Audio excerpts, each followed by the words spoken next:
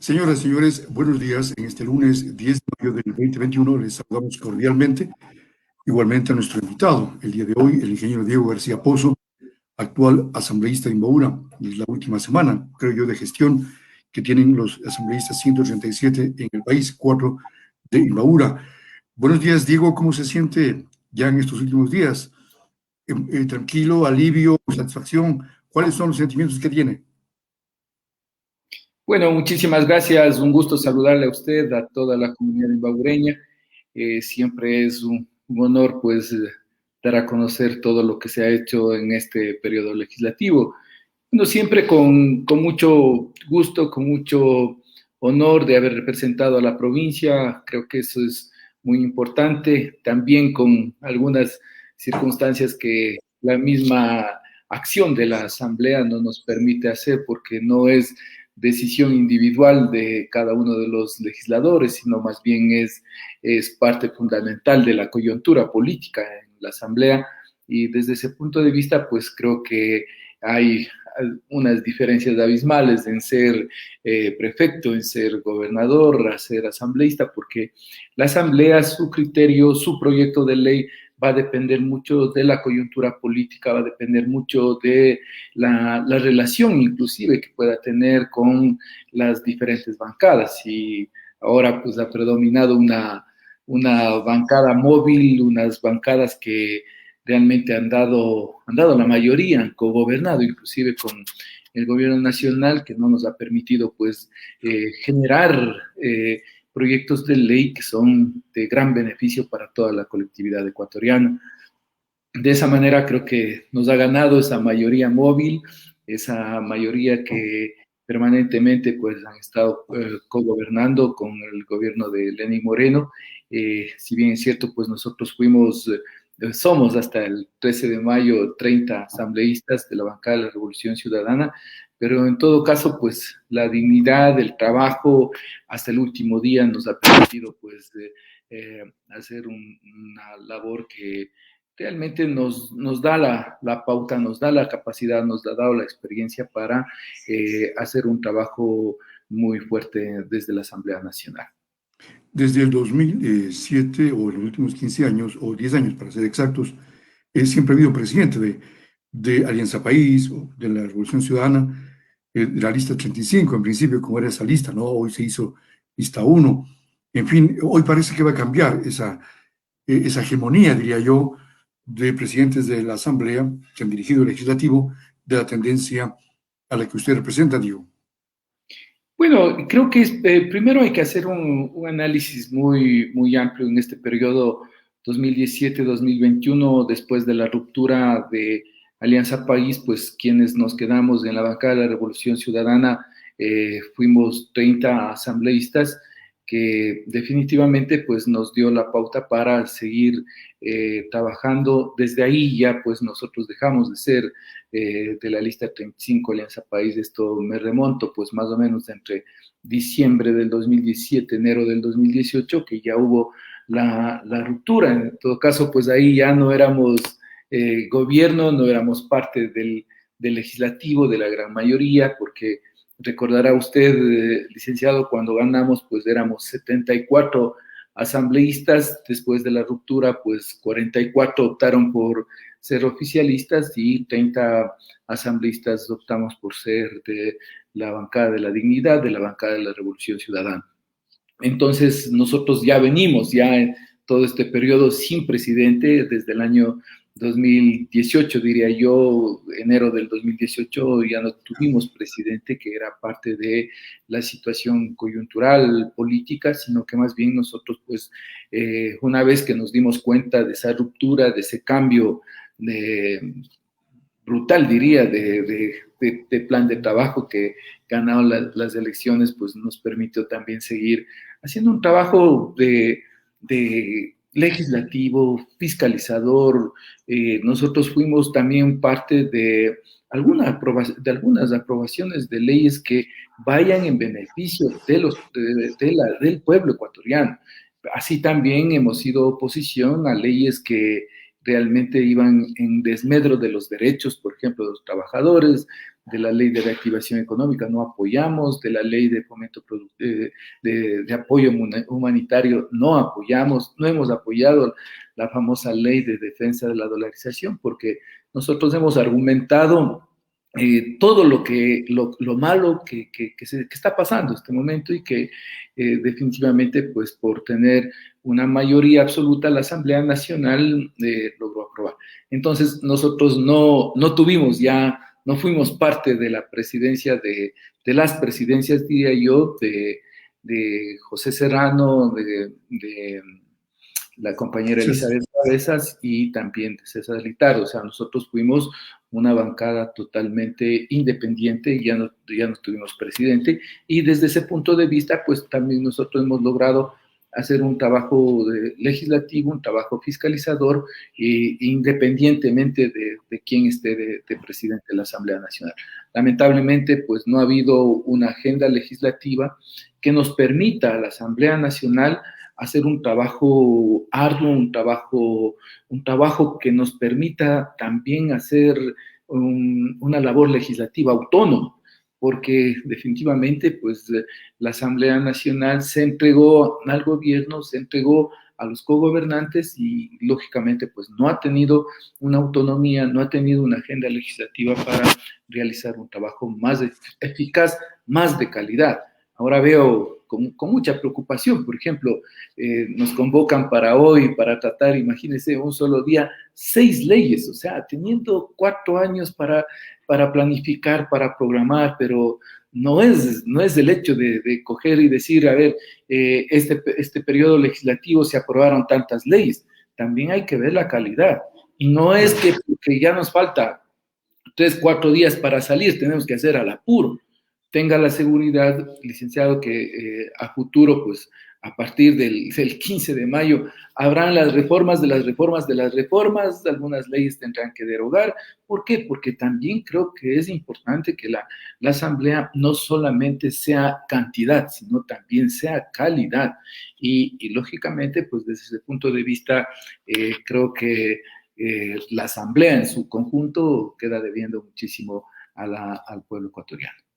En ese orden, Diego, ¿qué tan cierta es esa afirmación de que esta asamblea, que termina el 14 de mayo, tiene bajos niveles de popularidad, un 3% de aceptación en la población? Por lo tanto, no hay confianza en lo que se ha hecho por parte de la asamblea.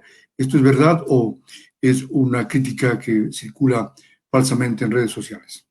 No, mire, yo creo que, o sea, todas las operadoras que hacen investigación de mercados coinciden en la baja calificación a la Asamblea Nacional en su conjunto. Lastimosamente, pues todos estamos involucrados ahí, los 137 asambleístas. Es por algunas situaciones por las que le acabo de manifestar. Creo que no hubo una planificación, una programación, no ha habido una agenda legislativa, es unido a tantos problemas, a tantos relajos que han estado involucrados algunos asambleístas. Y actos de corrupción.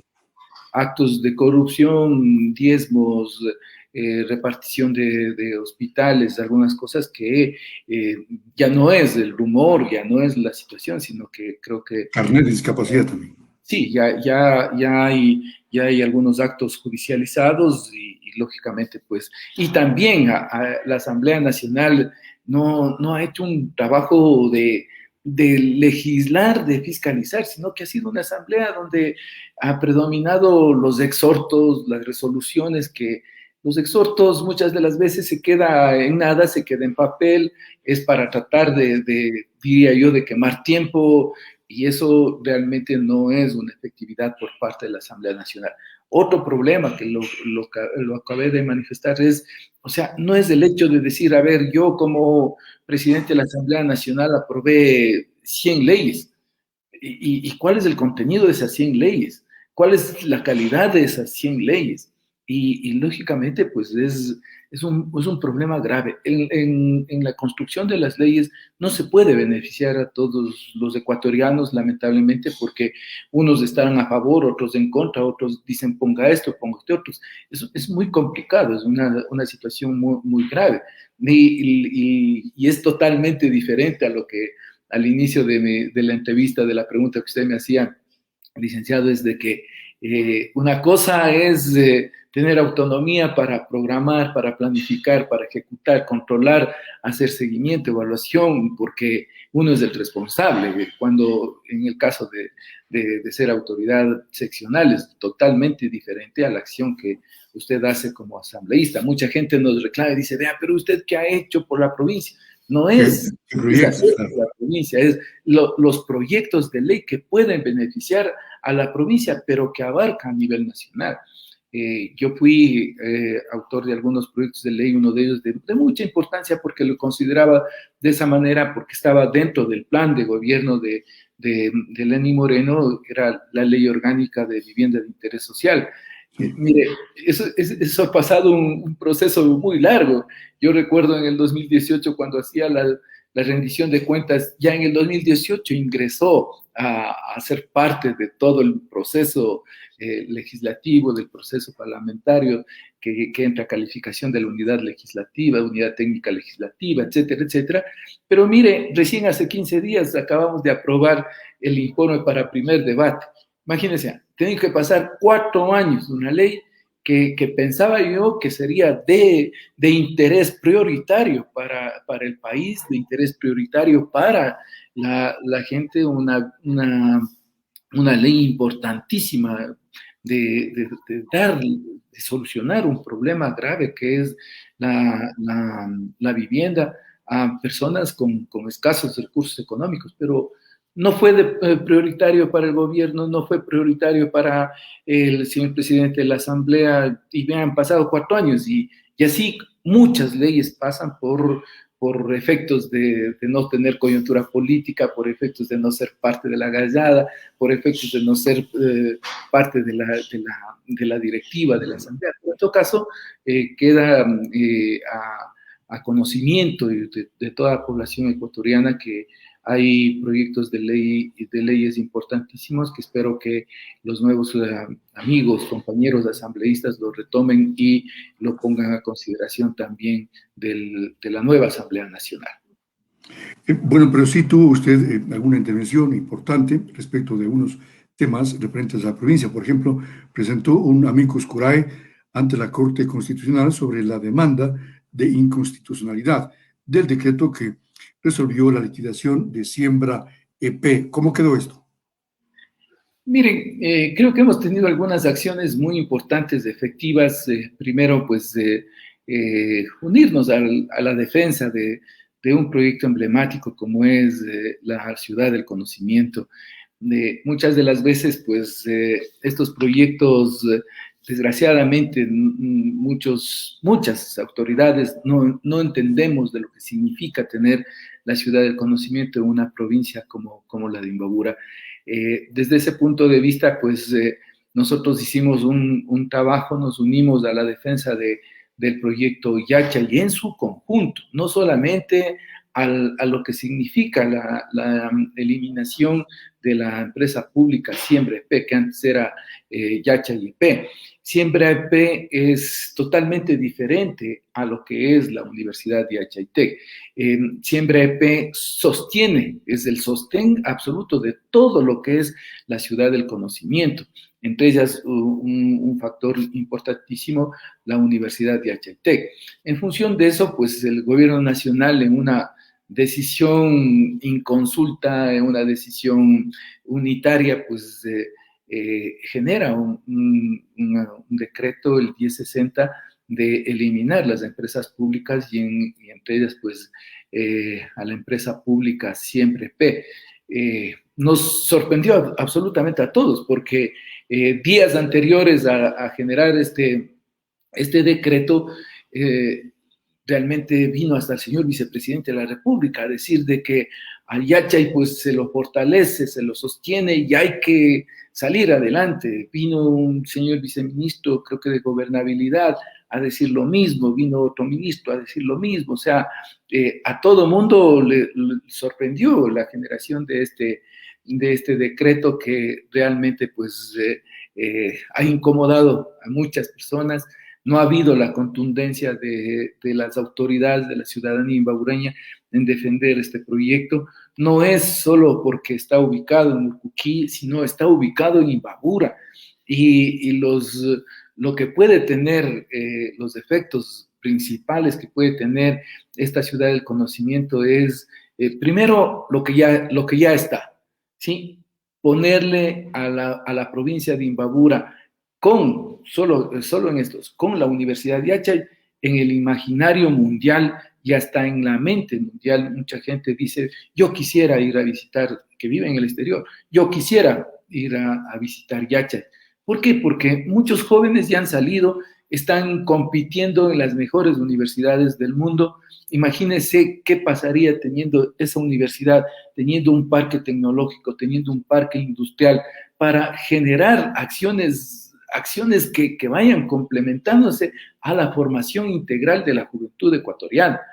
Lastimosamente, pues presentamos el amicus curiae sobre la demanda ante la Corte Constitucional, sobre la demanda de inconstitucional del decreto. Bueno, está ahí, el gobierno tiene la sartén por el mango y definitivamente pues no pasó, se hizo la liquidación. Ahora vemos con mucha preocupación cómo está Yachay, y realmente pues, totalmente abandonado. No se dio ¿qué diría yo?, el apoyo por parte de los últimos gestores, de los últimos administradores, a que se acepten, por ejemplo, proyectos que sostenían y sustentaban no solamente a la universidad, sino a todo el proyecto Ciudad del Conocimiento.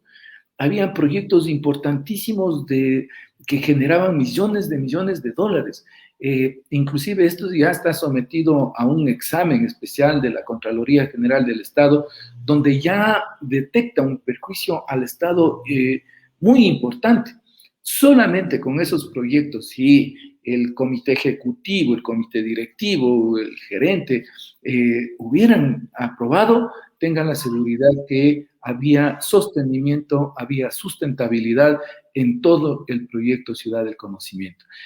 Pienso yo, y esto es un criterio muy personal, parece que hubo la intencionalidad de eliminar a Yachay por odio, porque quien lo hizo fue el expresidente Rafael Correa, pero creo que estos proyectos no deben ser eliminados por odio, deben ser analizados técnicamente, deben profundizarse, un análisis muy, muy profundo. Yachay en el proyecto integral, y esto lo puedo decir con mucha calidad moral, porque fui parte cuando estaba de gobernador y de prefecto, fui parte del nacimiento de este proyecto. O sea, las inversiones de Yachay se terminaban por allá, por el año 2045, 2047, para tener una ciudad planificada, una ciudad de conocimiento, una ciudad donde exporte ese conocimiento, donde se exporte los productos que se generan del polígono de la ciudad del conocimiento. Pero en todo caso, pues muchas autoridades, muchas personas pensaron de que a los 3, 5 o 10 años ya tenía que generar utilidades. Recuerdo, licenciado, que las empresas públicas no generan utilidad. Las empresas públicas generan muchas de las veces nos enfocamos en la parte económica, pero nunca nos enfocamos en la parte social, que pienso que la parte social es la utilidad más importante que se puede dar independientemente de los resultados económicos. En todo caso, pues se hizo hasta el último, seguimos defendiendo, inclusive tenga la seguridad como ciudadano imbabureño, pues estaré ayudando al frente de defensa de Yachay, porque considero en buena hora. La semana anterior tuvimos una reunión con algunas autoridades de aquí de la provincia, para definir algunas acciones, algunas instancias de que no se desmembre Yachay, de que pienso yo que Yachay no está en oferta, no está en subasta, y lógicamente, pues así como varias instituciones necesitan, por ejemplo, el supercomputador, la Universidad de Yachay también lo va a tener. Y no solo eso, sino que el supercomputador Kinde está programado para todo el proyecto Ciudad del Conocimiento. No es solamente el computador para efecto de los trabajos de la universidad, sino para todo el manejo de la ciudad del conocimiento. En todo caso, pues hemos puesto a consideración ese proyecto, un proyecto de ley también que nos permitió hacer un trabajo, es la limitación de la definición de los límites de las golondrinas, inclusive que en la creación de la 37ª parroquia rural. Eso fue un trabajo que lo hicimos con el señor alcalde de Cotacachi, con el señor presidente de la parroquia de García Moreno, inclusive con el señor prefecto, que tuvimos la oportunidad de visitarlo al presidente de la asamblea para que este proyecto de ley se ponga en consideración y de una vez por todas pues ya se tenga los límites de esa gran parroquia muy rica en naturaleza, en producción, como es Las Golondrinas. Pero en todo caso, pues no se ha dado paso. También se deja ese proyecto de ley para que los nuevos compañeros asambleístas, la nueva asamblea, el nuevo gobierno, tome la decisión al respecto, licenciado. Usted ha dicho, Diego García, que ha abierto las puertas del diálogo para generar consensos que nos permitan una adecuada gobernanza. ¿Cómo se traduce esto, Diego? Bueno, definitivamente, como le decía anteriormente, creo que nosotros después de la ruptura siempre hemos abierto las puertas del despacho, de recibir muchos criterios, observaciones a proyectos de ley, por ejemplo, referente a la ley de vivienda de interés social. Hemos trabajado con la academia, hemos trabajado con el sistema de ordenamiento territorial, con el Ministerio de la Vivienda, con la Secretaría de Hábitat, con todos, absolutamente con todos, porque considero de que esa es la manera de generar leyes que vayan en favor, primero, de los ecuatorianos que necesitamos.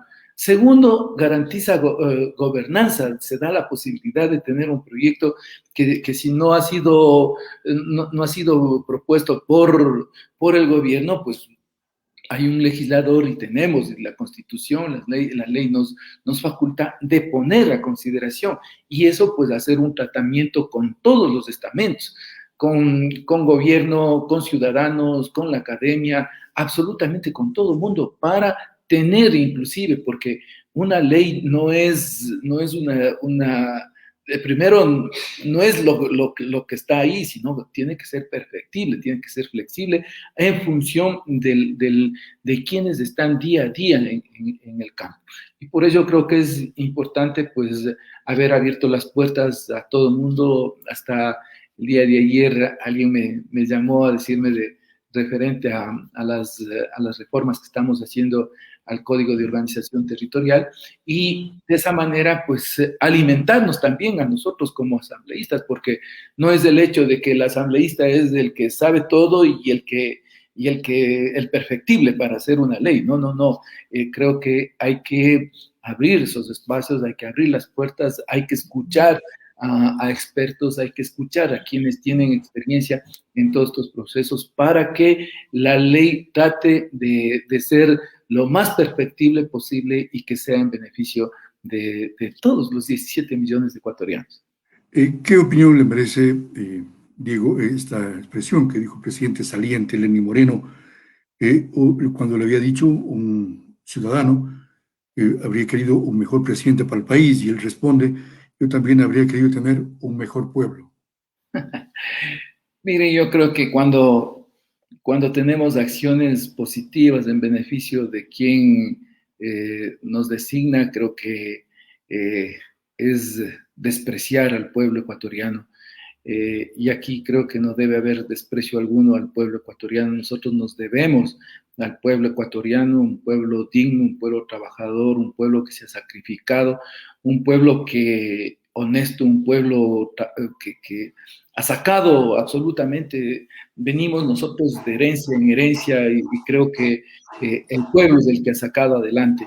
no podemos aceptar una discriminación de esa naturaleza, por más presidente de la República que sea, con el respeto, consideración que se tiene, pero no podría expresarse así de un pueblo ecuatoriano que le dio la mano, un pueblo ecuatoriano que le dio la posibilidad de ser presidente de la República. Pero en todo caso, pues muchos de nosotros nos preocupamos y nos ha sorprendido esas frases que no son dignas de un presidente de la República, licenciado.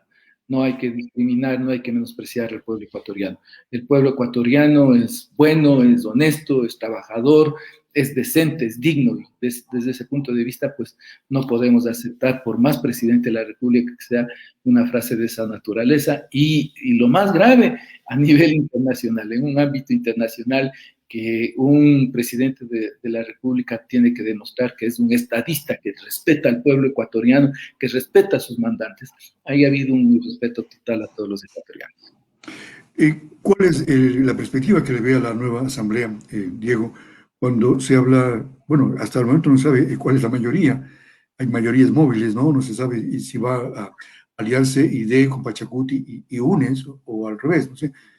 Por lo tanto, no hay ninguna figura presidenciable futura. Parece que todo se va a decidir el 14 de mayo, a última hora. ¿Qué va a primar ahí? Mire, yo creo que los escenarios de la Asamblea Nacional van a depender mucho del 14 de mayo, donde ya se conozca quiénes dirigirán la Asamblea Nacional, quiénes serán miembros del CAL, y desde ese punto de vista, pues ya se conocerá con exactitud el escenario y cuál será el accionamiento de la Asamblea Nacional. Yo considero, y siempre he puesto en consideración, de que la Asamblea Nacional debe dedicarse a las funciones constitucionales que tiene: legislar y, lógicamente, fiscalizar. Sí, si es que hay que hacer un entendimiento, un acuerdo con el gobierno nacional, perfecto, pero sin perder la autonomía, sin perder el trabajo que debe hacer la Asamblea Nacional. Y lógicamente, pues después del 14 de mayo conoceremos cuál va a ser la línea de la Asamblea Nacional.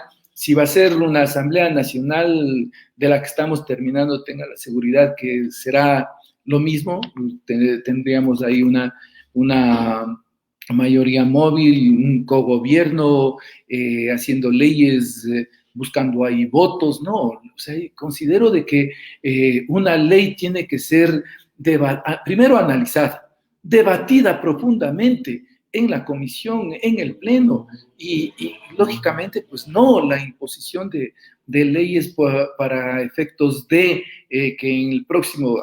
Así fue, por ejemplo, la aprobación del Código de la Democracia, que se cambió porque, a ver, de pronto la Revolución Ciudadana va a tener el mismo efecto del año 2013, y entonces cambiemos la metodología de los escaños. Entonces, son situaciones que debería generar la Asamblea Nacional en su conjunto, sí, y que no debería perder la autonomía de la construcción de leyes y de su fiscalización, porque esas son las funciones específicas de la Asamblea, sin perder la autonomía. Esperemos de que el 14 de mayo pues se tenga el escenario ya definido, y desde ese punto de vista pues tendremos también mayores argumentos para generar un criterio con fundamentos. Finalmente, Diego, y agradeciéndole por la entrevista, ¿hace 4 años usted tenía menos canas o igual canas? ¿Le sacaron canas blancas? Canas verdes, bueno, ¿no? yo creo que primero es por herencia las canas. Segundo, yo creo que siempre es muy complejo la situación política, y definitivamente, pues sí, a veces inclusive, pues sí hay canas verdes que sacan, porque no todo es lo ideal, no es como uno piensa, definitivamente. O sea, una cosa es ser, como le decía, autoridad seccional, y otra cosa es ser asambleísta. Mucha gente, vean, licenciado, mucha gente, y eso es por desconocimiento, porque no saben cuál es la función del legislador, del asambleísta. mucha gente en esta última campaña decía, pero vea, ingeniero, usted no ha hecho ni una obra por Imbabura. Entonces ya tenía que Antes explicar. había cómo hacer obras, ¿no? Claro, bueno, es una cosa hacer obras siendo autoridad seccional y hacer obras en la asamblea es un error garrafal. Entonces, mucha gente dice, que usted no ha hecho obra, vea, ingeniero. Entonces, toca manifestar, explicar que no es así, que la asamblea es totalmente diferente, es un accionamiento totalmente diferente a ser prefecto, a ser gobernador. Y bueno, pues son situaciones de que es por desconocimiento de la comunidad, pero en todo caso, pues con el deber cumplido, no he defraudado a la comunidad imbabureña. Seguiremos como ciudadanos imbabureños de bien, pues haciendo el bien a toda la comunidad y lógicamente pues también teniendo la oportunidad de seguir sirviendo a la población ecuatoriana e imbabureña. Ese va a ser su futuro. ¿Cuál va a ser su futuro, Diego García Pozo? Bueno, mire, yo siempre, para salir a la política, siempre he estado en lo privado, pues Ya, vuelve a lo retomaremos la privado. parte privada, estaremos siendo parte también de la organización política, seguiremos trabajando como hemos trabajado durante toda la vida y de esa manera pues también no me quita el derecho de ser un ciudadano común, normal, ciudadano imbabureño que seguiría siendo lo que siempre lo he hecho. De pronto pues hay algunas expectativas de regresar a ser académico, de retomar las consultorías. Bueno, hay una serie de cosas que a futuro pues ya estaré ya definiendo. Muy bien, estaremos pendientes. Gracias, Diego García, por la entrevista.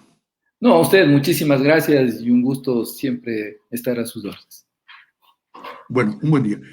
Diego García Pozo, asambleísta de Imbabura, hasta el día viernes, la última semana, en expectativa. Sigan con nosotros, tenemos más entrevistas ya mismo.